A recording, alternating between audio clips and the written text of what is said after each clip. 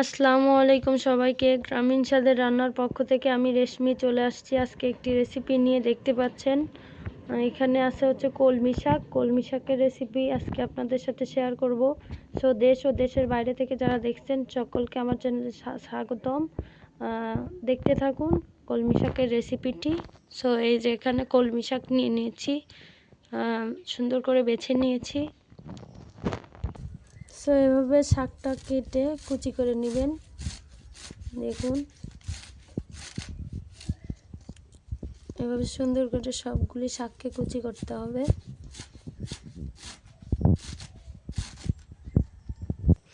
যে এভাবে কুচি করে নেবেন। কুচি করা শেষ হয়ে গেছে, দেখতে পাচ্ছেন। এভাবে কুচি করে নেবেন। সো এখন চলে আসলাম, দেখতে পাচ্ছেন কড়াইতে তেল দিয়ে নিচ্ছি। পরিমাণ মতো তেল দিয়ে দেওয়া হয়ে গেলে এবার কেটে রাখা পেঁয়াজ কুচি দিয়ে নিব। 4টা পেঁয়াজ কুচি করা আছে। পেঁয়াজ, মরিচ, 4-5টা মরিচ, কাঁচা মরিচ ফালি করা আছে, আর রসুন দেখতে পাচ্ছেন। এখানে একটু অল্প পরিমাণে রসুন নিয়েছি। ভালো করে নেড়ে চেড়ে নিতে হবে। পেঁয়াজ, মরিচ, রসুনগুলোকে তেলের সাথে ভালো করে ভেজে নিতে হবে।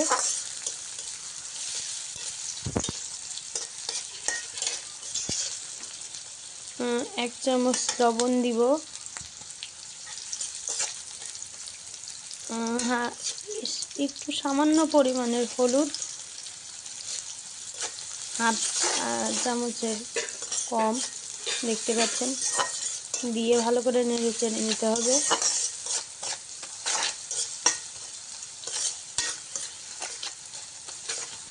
ভাজা হয়ে আসলে পর্যায়ে দিয়ে নিচ্ছি শাক, কেটে রাখা শাকগুলোকে দিয়ে নিচ্ছি। এ পর্যায়ে শাকটাকে সুন্দরভাবে নেড়ে চেড়ে নিব।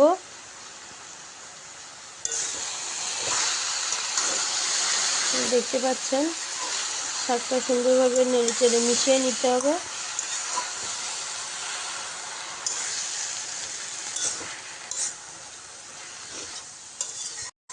এ পর্যায়ে ঢেকে নিচ্ছি কিছু সময়ের জন্য। এ পর্যায়ে রান্নাটি শেষ হয়ে এসেছে।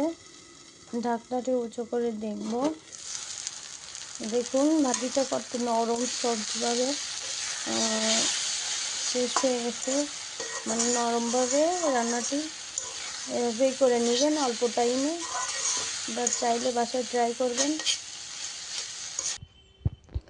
সো কলমি শাক ভাজি, এই যে দেখতে পাচ্ছেন লেবু কেটে নিয়েছি।